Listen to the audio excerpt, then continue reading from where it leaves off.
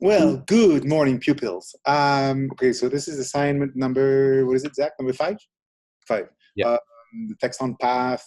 So you have the coffee cup, or in this particular case, I'm just going to demonstrate with the airplane. So a couple of things you can do. Text on the path is you start with a path. You start with a line, right? So you can either create your own line with a pen tool, which is probably the best case scenario in with the coffee cup, or in this particular case, you can just click and drag, kind of thing like this quickly. I'm just doing that very quickly. Just gonna get rid of the. So here I have some kind of path that semi follows the same kind of curve, and then I go into my type tool right here, and I select the type on the path tool right here. As soon as I click on that, right there, fills it up with placeholder text, and I can type something funny, or very funny. Zach's Pizzeria, for example, and I can change the font. I can do anything, of course, as usual, right? Oops, I'm gonna make it a little smaller. So the cool thing about type on a path is, as soon as you deselect it and select it back, you get those little lines in the middle and then at the end, right? And all that is it basically it shows you where the text will sit on your line, right? So if I go like this, and if I can move it over here, right, you can just move it around like this. If you grab the one in the center, those little blue lines there, I'm just going to zoom in a little bit so you can see it better. Those little blue lines right there. And then what you can do is, so you can move it around on your path. You can extend it out if it's too short, right? But you can also flip it over. So you can just by dragging it below your line, and it's flipped over, right? That's one of the cool little thing. Another thing is when it's on the line like this, you can go under in your menu. You go under type, and you go type on a path right here. Right now it's on the rainbows, meaning it follows the line. The letters are straight, and it still follows the curve, and it's perfectly fine. And if you switch it to skew, this is what happens. Now the letters are curved themselves, right? So the letters are still vertical, but then they curved with the line. And then you have three more options. You have a 3D ribbon as well, which is kind of weird. And then there's another one that goes stair step, which is another weird one as well. Every letter is straight, square, but then it's a staircase. And then the last one, which is my least favorite, is gravity. And this is what happens, and I have no idea why and how you can use this one. So I have yet to investigate that one. So let's keep on, let's say on skew. There you go. So it looks like it follows the curve, right?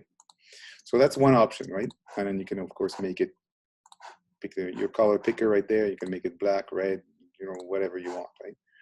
So another cool thing with this thing is, as a quick demonstration, if you have that on a circle, right? If you want to put type on a circle, for example, say same thing, type on a path tool, and I go, there you go, perfect, filler, So as you can see, so this is the beginning and your end of your quote unquote your paragraph, right? Those two lines are there, and this is the middle of it, right?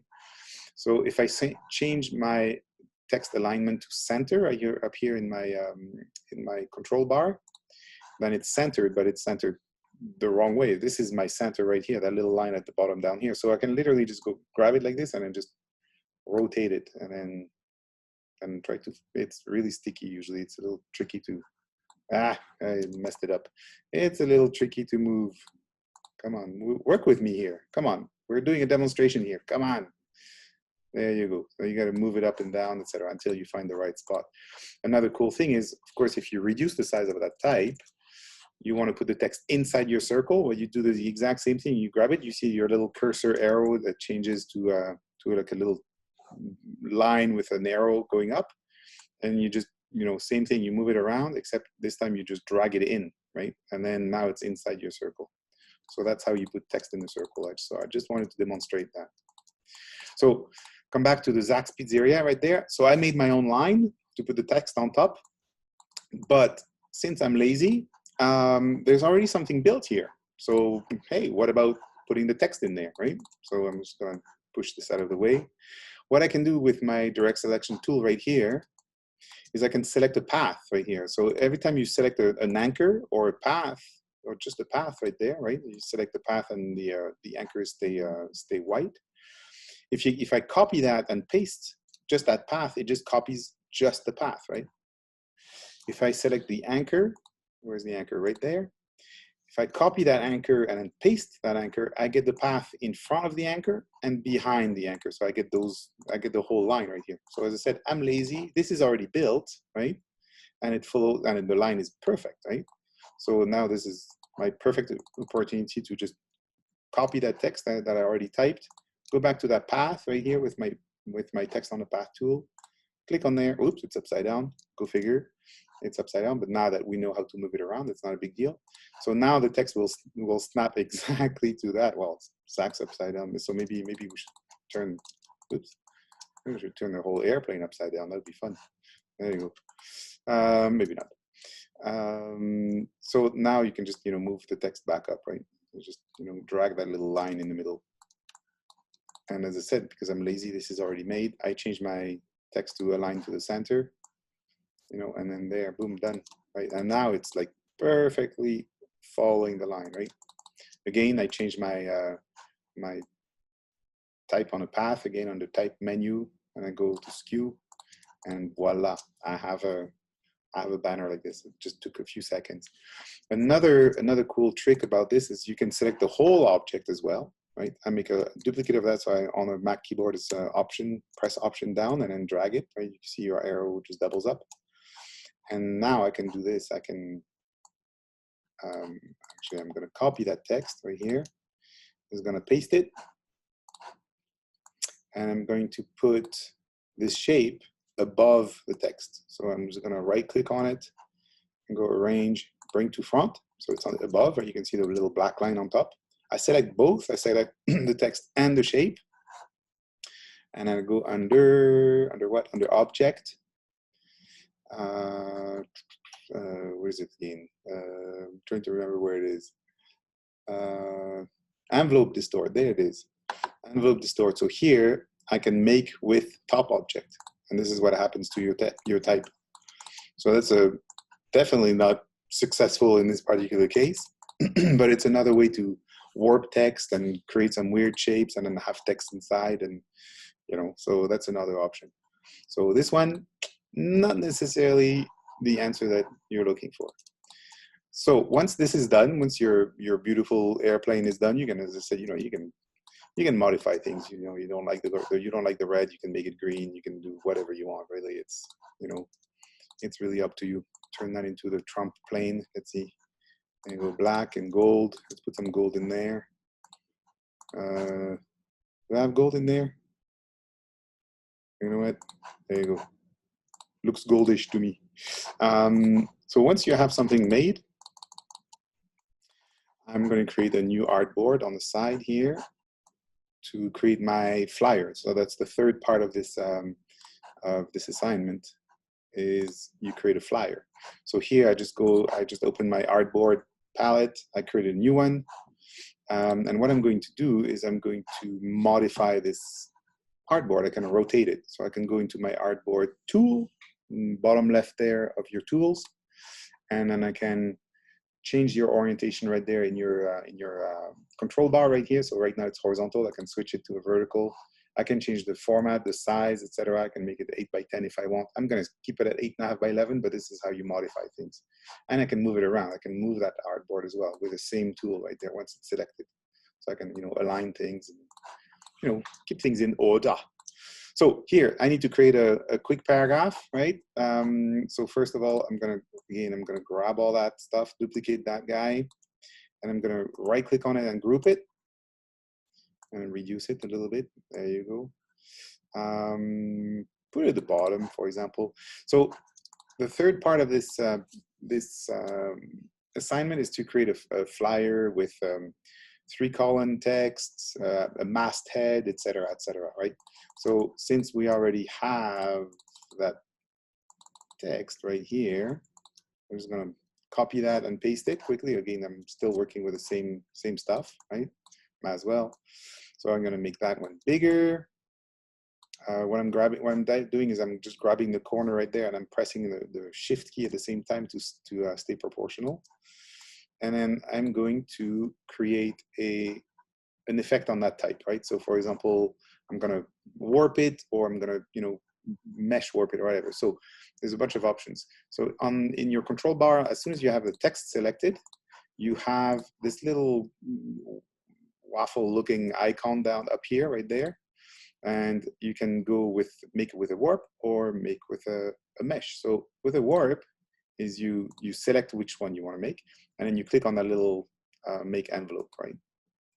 And as soon as you click on that, there's your warp options. So you can access it from here, or you can go straight from the effect and then access the warp options. From here, you have a laundry list of different effects you can do. You can flag it just by increasing or decreasing. You can modify things. Let's do an arch, and maybe a positive arch like this. But then you can also warp it horizontally, vertically. You can just go bananas on this one. It's really play with it a little bit, and there you have a warped text with I'm just going to do that again.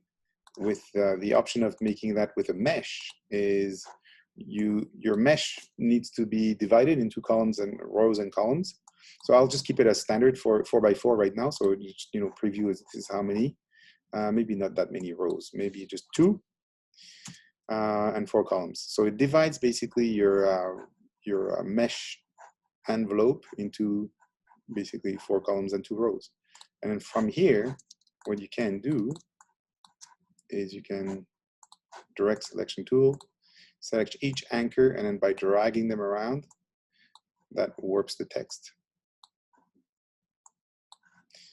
Just like that. So it's a little difficult to maneuver around it, but you can select multiple anchors out all at once. It really, really warps the text like crazy madness. You can even change the handles within the mesh. So it's for extra stupid effects looking things. It's absolutely awful. I love it. There you go. Zach's Pizzeria looks like it's been on a roller coaster all day.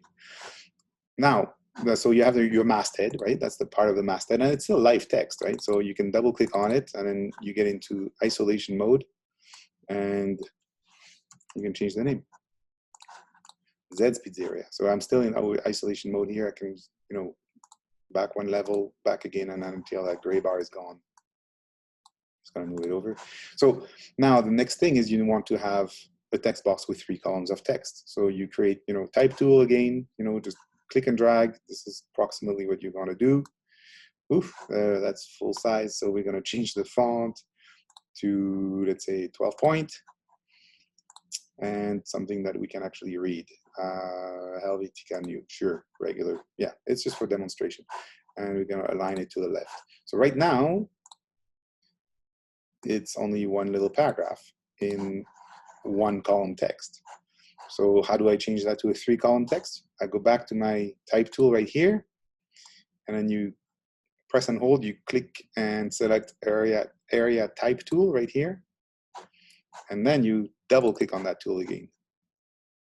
Right? And here it shows you the number of columns, the offset, etc. Right? So right now, number of rows, number of columns, the offset. If you can do an inset spacing, for example. So I'm going to turn the preview on. So let's say you want to do 3 columns. You go 1, 2, 3 columns right there. And then you have a gutter in between, which is the little space in between the 2 columns. So 0.25, quarter of an inch. Yeah, that's fine. We're going to keep it like this. But an inset spacing, what it is, it's kind of like an inner margin, basically. You can see the line, right? So it kind of pushes the text in on all around, on every edge. And you can change that manually because it doesn't do it. 0.65, right? Or put 0 in this case. You don't really need it. Actually, we're going to do it just like that, just as a demonstration. We're going to keep it at 0.125. The rows, I'm not going to bother with the rows. I just want to have 3 columns, and then this is going to be good. right? Just like that. So now I can go back with my type tool. Come on, double click in there, use the arrows to get to the end of it. And then I'm just gonna go, oh yeah, another part of the assignment is to create a paragraph style. So again, you go into your window, you go into your type, all the way down near the bottom, and you go paragraph styles. And what it is, we're gonna just set that up very, very quickly. I'm gonna keep that here. So right now, this is the paragraph style I want, right? Basically, it's going to be Helvetica 12 point, which is big, doesn't matter. Just for demonstration purposes, we're going to create a new one right there. Just click on the create new style on the bottom of your window, and then you're going to apply it, because right now it's still the normal paragraph style. It's the standard stuff. So we're going to create that one. You create it, and then we're going to apply it. So as soon as it's selected, now your paragraph style is applied. So what you can do is you can edit that stuff, right? So we can double click on that. Let's double click on the bar instead of the name. There you go. And that opens up your paragraph style options window. From here, and it's basically the same stuff in InDesign as well. So it's a good practice here because you will do that in InDesign a lot. So here you have, paragraph style 1. So we're going to call it body copy, right? There's your body copy. And we're going to go through the laundry list on the list on the left-hand side. So general, it's exactly what is in your control bar. It's Helvetica, it's 12 point, alignment to the left. There's nothing really fancy about it, right? Everything is there. But when on the left-hand side of the list there, you can change it here, right? So again, Helvetica, that's the character. Horizontal scale, indent and spacing. Right now, nothing is turned on, right? There's no tabs. There's hyphenation is turned on, but so we're going to turn that off, etc. Character color, it's standard. Nothing is super fancy. So we're going to go, you know what? We're going to add a space after. So after every paragraph, because right now in the text that you have right now, you have 2 paragraphs. You have a return there. We're going to add a little space after right there, and it separates the paragraphs a little bit. And go click OK.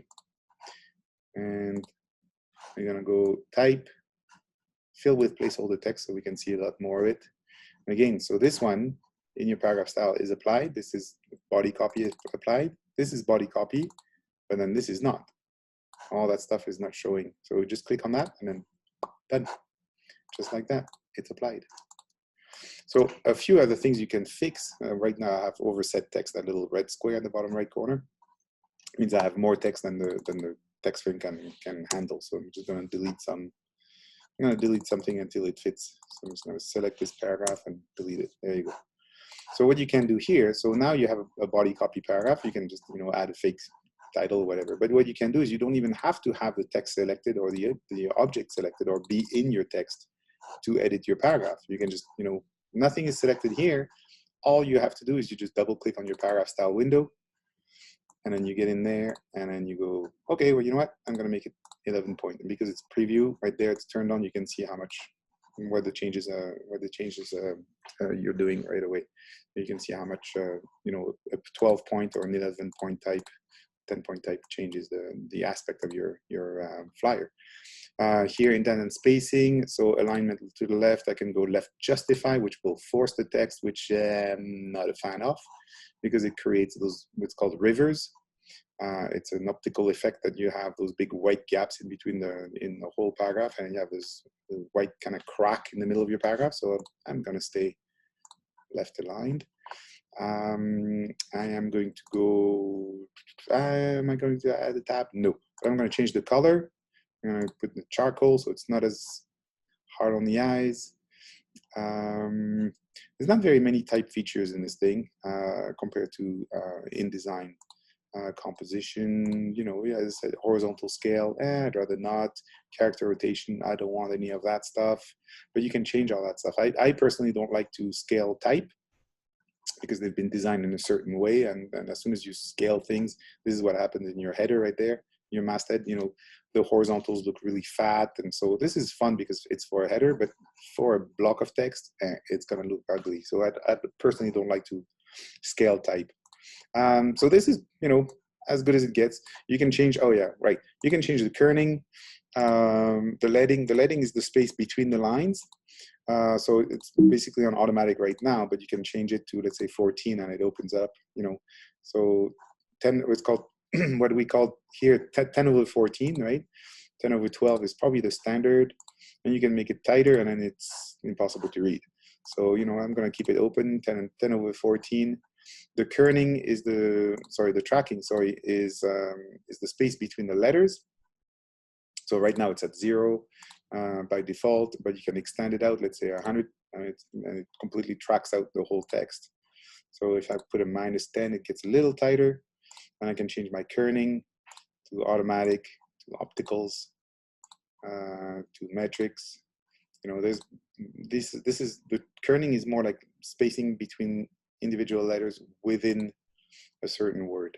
And you can change your case. So right now it's normal. By default, it's normal, meaning there's a capital at the beginning of your paragraph, and then the rest is in lowercase. But you can go all caps, and everything is like screaming at you. Or you can go small caps, which is terrible.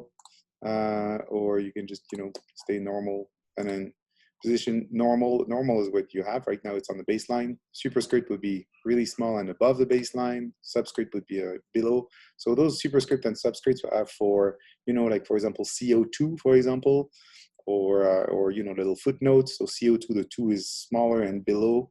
It's called a subscript. And if you had, like, for example, a footnote, you would have a little 1 or a little 2, which would be superscript, which is above, and then you would have your footnote at the bottom of your page. So, you know, keep it like this, simple like that, and then I'm just going to create another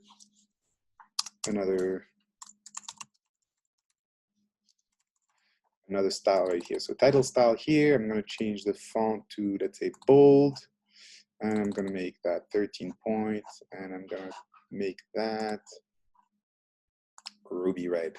And so as you can see, I've used my original body copy paragraph style, but because I've edited it outside of my paragraph style, there's a little plus beside it. So I can option click on that. So press the option key and click on that. So on the Mac, on the PC, I think it's Alt or Control. Try that, and it'll scrub it. It'll go right back to my original style. So my editing has been deleted. So again, I'll do it again. 13 or 14 point, sure. Bold, make it ruby, and now I'm going to create a new style, right? Just for fun. And then, of course, once you create it, you need to apply it again, right? Paragraph style, you select it, it's blue. Now I can just double click on that. Title, there you go, done. Just like that, you have two paragraph styles done in one thing. So another thing of this in this particular assignment is to create a text wrap around. So I'm going to keep on, I'm going to expand that and then fill it with placeholder text. And so what I want is my my airplane. I'm going to move that to the front. It has to be above range. There you go, bring to front. What I want a text wrap. So text wrap, what it does is it creates basically a magnetic field around an object, and then the text will basically wrap around it. As simple as that. So I need to have my object selected, and right now it's all grouped, right? The text, the airplane, everything all in one piece. And I go under, is it under type or is it under object? It's right here under object text wrap, and then you go make. Text wrap around the current selection, including type object. Please, yes, okay. And this is what happens. So it just pushes the text out of the way. So wherever you put this thing, it just pushes the text. So if you move it slowly, this is what happens. So it can be, it can make things absolutely impossible to read, such as, you know, like, where am I supposed to go from here, right? So it's just impossible. So you got to be a little careful where you put that stuff. So as I said, I want to, you know, that's why I had it at the bottom down here. But I want to increase the amount of wrap around, right? So right now it's that little blue line outside of, right? You can see that little outline all the way around. So I want to increase that. So all I have to do again is I got to go under my object, text wrap again, and then text wrap options right there. And here it shows me like I can invert the wrap, hit the preview. Now it's a negative wrap, so it's kind of useless. But here I can increase it. So it's at 6 point, I'll make it 10, 12, whatever I want to really bump the text out of the way and really separate the airplane from the text, or vice versa, the text from the airplane. So, and that's pretty much it, really. Again, so you have some weird stuff going on. You can push that maybe at the top. Maybe at the top, it might be a little happier at the top instead of the bottom. It's still pretty ugly. There's not very much you can do, but that's part of the exercise, right? So you create some paragraph styles, you create your text wrap, you create a masthead with, you know, multiple ways to create your text wrap and text warp on this one, either the mesh or text warp, regular text warp. Type on a tool right here, type on a line tool. I'm losing it. Type on a tool right here, as a demonstration that was on the circle. And then that's it. So this is, as I said, like, this is the basic stuff that you can do for your flyer. But you know, you can, you know, make it a little prettier than that. You can add a, you know, I don't know, maybe a graphic of a pizzeria or an address at the bottom. Put a background color, a frame. You know, spicy it up like an Italiano. You know, it's like a Mamma Mia kind of thing. You know, what is it? Again, that commercial. Bada boom, bada bing, it's a beautiful thing, right? So yeah, try it, play with it. This is just the beginning of, you know, playing with type.